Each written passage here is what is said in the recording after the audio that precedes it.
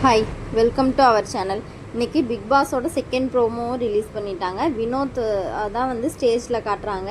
அவரோட பயண வீடியோ பார்த்துருப்பார் போல். அவர் அழுதுகிட்டே சொல்கிறாரு, எமோஷ்னல் கலந்த சந்தோஷமாக இருக்கேன், ஆனந்த கண்ணீராக இருக்குது அப்படின்னு வந்து விஜேஸ் கிட்ட சொல்கிறாரு. உடனே விஜேஸும் வந்து நீங்கள் அவ்வளோ அற்புதமான மூமெண்ட்டை வந்து க்ரியேட் பண்ணியிருக்கீங்கன்னு சொன்னார். இந்த இடத்துல வந்து நமக்கும் வந்து சந்தோஷமாக தான் இருக்குது. ஆனால் இன்னும் ஒரு வாரம் தானே இருக்குது, ஏன் பணத்தை எடுத்தீங்கன்னு வந்து விஜேஎஸ் கேட்டாரான்னு தெரியல. ஏன்னா அவருக்கு தெரிஞ்சிருக்கும் வினோத் தான் வந்து டைட்டில் வினராக வருவார்னு அவருக்கு தெரிஞ்சிருக்கும். அதனால் அதை பற்றி கேட்டிருப்பாரா இல்லை சொல்லியிருப்பாரா அப்படிங்கிறது எனக்கு வந்த கேள்வி. உங்களுக்கு என்னன்னு சொல்லுங்கள். எல்லா மக்களுக்கும் வந்து இதை வந்து உங்கள் காலாக நினச்சிக்கிறேன் அப்படின்னு சொல்லி ஸ்டேஜை வந்து தொட்டு கும்பிட்றாரு. அந்த 18 லட்சம் என்னுடைய குடும்பத்துக்கும் நான் பட்ட கஷ்டத்துக்கும் வந்து எனக்கு ரொம்ப தேவையான ஒரு காசாக இருந்தது, அதான் எடுத்தேன்.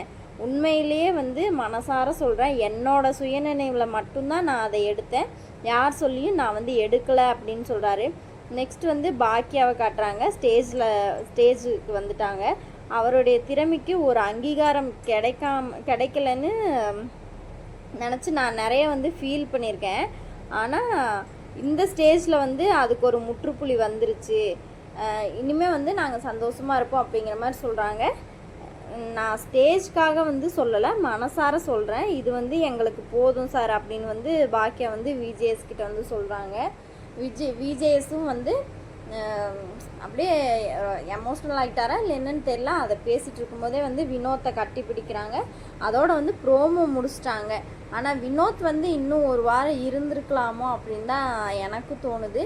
ஏன்னா அவர் தான் வந்து டைட்டில் வின் பண்ணுவாருன்னு நானும் நினச்சிட்டு இருந்தேன். அதை வந்து பார்க்கணும்னு நான் நினச்சிட்டு இருந்தேன். ஆனால் டக்குன்னு வந்து அமௌண்ட்டை எடுத்துகிட்டு அவர் இந்த மாதிரி வெளியே வருவார்னு வந்து நான் சத்தியமாக நான் எதிர்பார்க்கவே இல்லை. பரவாயில்ல இருந்தாலும், ஏன்னா உள்ளே இருந்து இருக்கிறவங்களுக்கு வந்து அவர் எந்த இடத்துல இருக்கார் அப்படிங்கிறதோ இல்லை நான் தான் வந்து டைட்டில் வின் பண்ண போகிறேங்கிறதோ வந்து அவருக்கு தெரியாது இல்லையா. அதனால எடுத்துட்டாரு. இருந்தாலும் எந்த பிரச்சனையும் இல்லைன்னு தான் நான் சொல்லுவேன்.